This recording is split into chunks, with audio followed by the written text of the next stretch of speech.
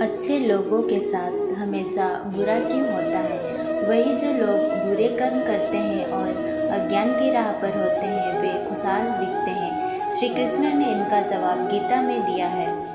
आपने महसूस किया होगा कि जो लोग अच्छे कर्म करते हैं वे परेशान रहते हैं, वही जो बुरे कर्म करते हैं वे खुशी से रहे होते हैं।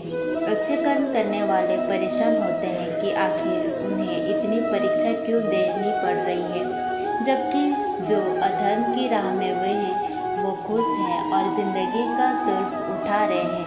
अगर आपके मन में भी ये सवाल आया है तो आज हम आपको इनका जवाब देंगे। ये जवाब वो है जो भगवद गीता में लिखा है और श्री कृष्ण ने अर्जुन को दिया था। भगवद गीता में वर्णित कथा के अनुसार जब भी अर्जुन के मन में कोई दुविधा होती थी तो वो श्री कृष्ण के पास पहुंच जाते थे। एक बार की बात है, अर्जुन भगवान श्री कृष्ण के समीप आकर कहा कि वे दुविधा में हैं और इनका जवाब वो श्री कृष्ण से चाहते हैं। श्री कृष्ण ने पूछा कि क्या सवाल है? अर्जुन ने कहा, मुझे ये जानना है कि अच्छे लोगों के साथ हमेशा बुरा ही क्यों होता है, वही बुरे लोग खुशहाल दिखते हैं। अर्जुन ने मुँह से ऐसी बातें सुनकर श्री कृष्ण मुस्कुराए और कहा, मनुष्य जैसे सोचता है और महसूस करते हैं वैसे कुछ नहीं होता, बल्कि अज्ञानता की वजह से वे सच्चाई नहीं समझ पाता है। अर्जुन उनकी ये बात समझ नहीं पाए।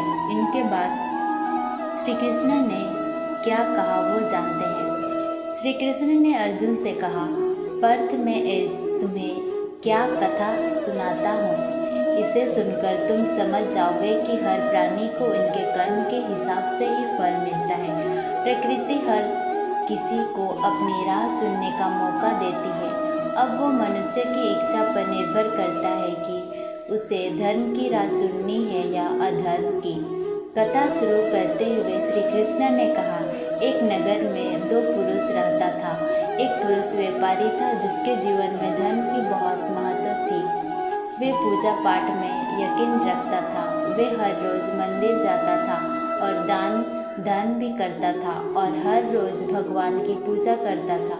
वही दूसरा पुरुष बिल्कुल विपरीत था। वे हर रोज़ मंदिर से तो जाता था लेकिन पूजा करने नहीं, बल्कि मंदिर के बाहर से जूते चप्पल चुराने। उसे दान और धर्म से कोई लेना देना नहीं था। समय बीतता गया और एक दिन बहुत जोर की बारिश हो रही थी। इस वजह से मंदिर में पुजारी के अलावा कोई नहीं था। ये बात जब दूसरे पुरुष को पता चली तो उसने कहा कि यही सही मौका है मंदिर का धन चुराने का। पंडित से नज़र बचकर उसने मंदिर का सारा धन चुरा लिया। उसी समय धर्म कर्म में विश्वास रखने वाला व्यक्ति भी मंदिर पहुंचा। दुर्भाग्य से मंदिर के पुजारी ने उसे ही चोर समझ लिया और चिल्लाने लगे। वहाँ लोग एकत्रित हो गए और उसे बहुत मारा। किसी तरह वो बचते बचते वहाँ से निकले तो दुर्भाग्य से उनका साथ वहाँ भी नहीं छोड़ा। मंदिर के बाहर वो एक गाड़ी से टकरा गया और घायल हो गया।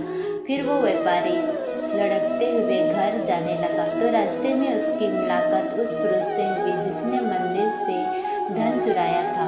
उसने कहा, आज तो मेरी किस्मत चमक गई, एक साथ इतना सारा धन मिल गया। ये सब देखकर उसे बहुत बुरा लगा और उसने अपने घर से भगवान की सारी तस्वीरें निकाल दी। कुछ सालों बाद दोनों के पुरुषों की मृत्यु हो गई। मरने के बाद जब दोनों यमराज की सभा में पहुंचे और भले पुरुष से दूसरे व्यक्ति को देखा तो उसे बहुत गुस्सा आया। उसने क्रोधित होकर यमराज से पूछा ही लिया, मैं तो हमेशा अच्छा कर्म करता था, दान में विश्वास रखता था, उसके बदले जीवन भर मुझे अपमान और दर्द ही मिला और इस व्यक्ति को नोटों से भरा पोटली। आखिर ऐसा भेदभाव क्यों?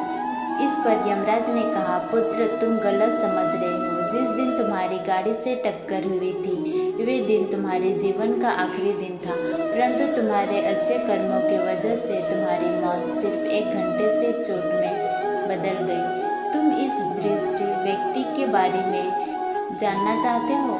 दरअसल इसके भाग्य में राजयोग था, मगर इसके कुकर्म और अधर्म के वजह से वो सिर्फ एक छोटी सी धन की पोटली में बदल गया।